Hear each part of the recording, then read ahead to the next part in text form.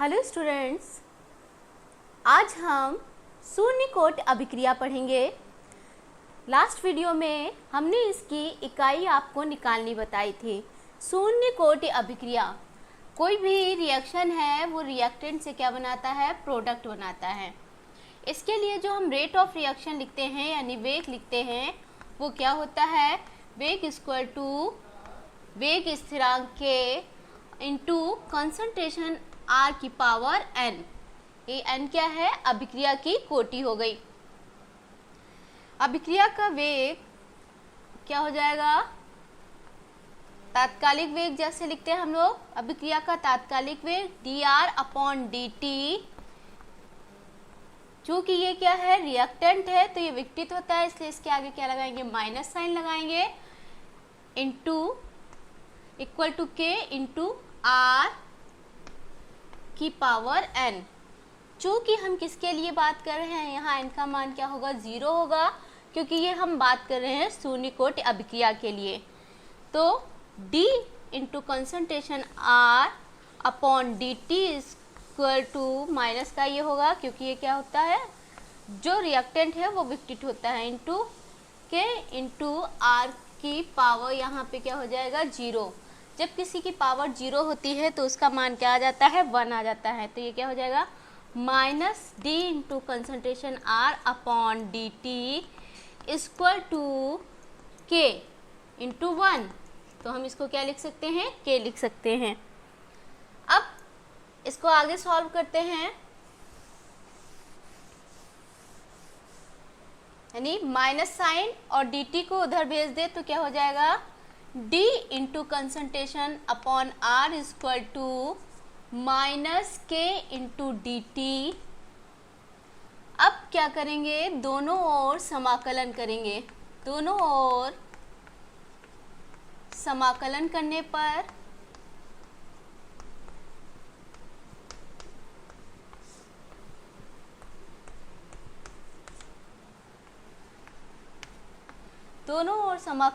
पर समाकलन चूँकि जब समय 0 था तो रिएक्टेंट कितना था, R0, और जब समय क्या हो गया, T हो गया, समय बढ़ गया तो इसकी कंसंट्रेशन क्या हो गई, सांद्रता RT हो गई। तो जब हम समाकलन करते हैं वो लिमिट के रेस्पेक्ट में करते हैं। तो लिमिट के रेस्पेक्ट में जब करेंगे तो समाकलन, पहले ये क्या था, R0, ये क्या हो गई, लिमिट लग गई R0 से RT इन dr इक्वल टू समाकलन समय 0 से क्या है, t तक है, माइनस k dt। चूँकि k माइनस k क्या है, स्थिरांक है, तो इसको समाकलन से हम क्या ले आएंगे, बाहर लेंगे। R0 से RT d into concentration upon R बराबर माइनस k इंटू समाकलन 0 से 2, इसकी लिमिट हो गई dt। चूँकि मैथमेटिकल टर्म्स है, जब हम dx का समाकलन करते हैं तो x आता है, dy का समाकलन करते हैं तो y आता है। ऐसे ही हम किसका समाकलन कर रहे हैं, dr का, तो क्या आ जाएगा, समझ लीजिए फिर से, dx का समाकलन करने पर x आता है, dy का समाकलन करने पर y आता है। तो हम dr का समाकलन कर रहे हैं तो क्या आएगा, r आएगा। लिमिट क्या थी, R0 से RT equal to minus k। यहाँ पे हम किसका समाकलन कर रहे हैं, t का। t का समाकलन करने पर क्या आएगा, t आएगा। लिमिट क्या है, 0 से t। अब सॉल्व करते हैं, upper limit minus lower limit, यानी RT minus R0 equal to minus k into t minus 0। ये क्या हो गई, अपर लिमिट हो गई, ये क्या हो गई, लोअर लिमिट। तो RT minus R0 equal to minus k into t। जब हम RT equal to minus KT plus, ये माइनस में है, इधर जाएगा तो प्लस में हो जाएगा R0। ये क्या हो गया, शून्य कोट अभिक्रिया हो गई। RT बराबर माइनस KT प्लस R0, इसे हम क्या कहेंगे? शून्य कोट अभिक्रिया का व्यंजक कहेंगे। तो इसको आप यहाँ तक सॉल्व करेंगे, शून्य कोट अभिक्रिया का व्यंजक। अब बात करते हैं हम ग्राफ की। तो मैथमेटिकल टर्म्स में जब हम y बराबर mx प्लस c के बीच ग्राफ खींचते हैं, m क्या हो गया? स्लोप हो गया, इसको हम क्या कहेंगे? स्लोप। c क्या हो गया? c वह बिंदु है जहां से ग्राफ खींचा जाता है। तो हम कोई ग्राफ खींचते हैं तो ये क्या हो गई? इसकी y एक्सिस हो गई y, और ये क्या हो गया? इसकी x एक्सिस हो गई। c वो बिंदु है जहां से ग्राफ खींचा जाता है। जब m का मान पॉजिटिव होता है तब ग्राफ क्या है? जब m का मान पॉजिटिव होता है तो ग्राफ ऊपर की ओर जाता है। ये क्या होगा? ऊपर की ओर जाएगा। जब m का मान, ये x हो गया, ये y हो गया, जब m का मान निगेटिव होता है तो ग्राफ नीचे की ओर जाएगा, m इक्वल टू निगेटिव। जब हम y बराबर mx प्लस c में ग्राफ खींचेंगे, y क्या हो गई? एक्सिस हो गई, x क्या हो गई? एक्सिस हो गई, ये y एक्सिस हो गई, ये x एक्सिस हो गई। m क्या हो गई? स्लोप, और c वह बिंदु जहाँ से ग्राफ खींचा जाता है। तो जब हमारा स्लोप या m का मान पॉजिटिव होता है तो ग्राफ ऊपर की ओर जाता है, और जब m का मान निगेटिव होता है तो ग्राफ नीचे की ओर आता है। तो हम बात कर रहे थे शून्य कोट अभिक्रिया के लिए। तो शून्य कोट अभिक्रिया का व्यंजक क्या आया था? RT equal to minus KT plus R0। यहाँ पे y एक्सिस की जगह क्या हो जाएगा? RT, y एक्सिस की जगह क्या हो जाएगा?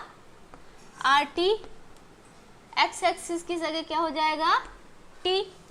अब m क्या है? यहाँ पे k है, तो ये किस में आ रहा है? माइनस में, माइनस में k, और R0 क्या हो गया? वह बिंदु जहाँ से कोई भी ग्राफ ड्रॉ होगा, तो ये हमारा ग्राफ क्या आएगा? नीचे की ओर आएगा। तो शून्य कोटि अभिक्रिया का ग्राफ ड्रॉ करने पर ये हमारा ऐसा ग्राफ ड्रॉ होता है। अब अर्धायुकाल,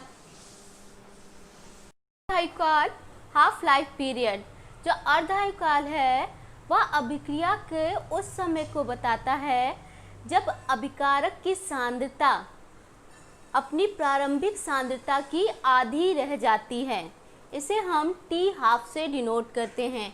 यानी किसी अभिक्रिया का अर्धायुकाल उस समय को बताता है, किसी अभिक्रिया का अर्धायुकाल उस समय को बताता है जब अभिकारक की सांद्रता अपनी प्रारंभिक सांद्रता की आधी रह जाती है। इसे हम अर्धायुकाल कहते हैं और इसे हम टी हाफ से डिनोट करते हैं। तो हम किसी बात कर रहे थे? शून्य कोटि अभिक्रिया के लिए। तो शून्य कोटि अभिक्रिया के लिए व्यंजक क्या आया था? RT equal to minus KT plus R0। तो यहाँ पे जब टाइम क्या था? 0 था, तब इसकी सांद्रता R0 थी। जब टाइम क्या हो गया? हाफ हो गया, तो इसकी सांद्रता भी क्या हो गई? आधी, यानी R0/2 हो गई। तो हम RT की जगह क्या लिख सकते हैं? R0/2 equal to minus KT, T क्या है? हाफ है, प्लस R0। ये माइनस KT हाफ इधर ले जाएंगे तो ये किस में हो जाएगा? प्लस में। KT half equal to R0 minus R0/2। जब हम इसको सॉल्व करेंगे, KT half equal to R0/2, solve करने पर ये क्या आ जाएगा? R0/2 आ जाएगा। यानी T हाफ इक्वल टू क्या हो जाएगा? R0/2K। यदि R0/2K बराबर क्या हो गया? स्मॉल a के, तो ये हमारा T हाफ क्या हो जाएगा?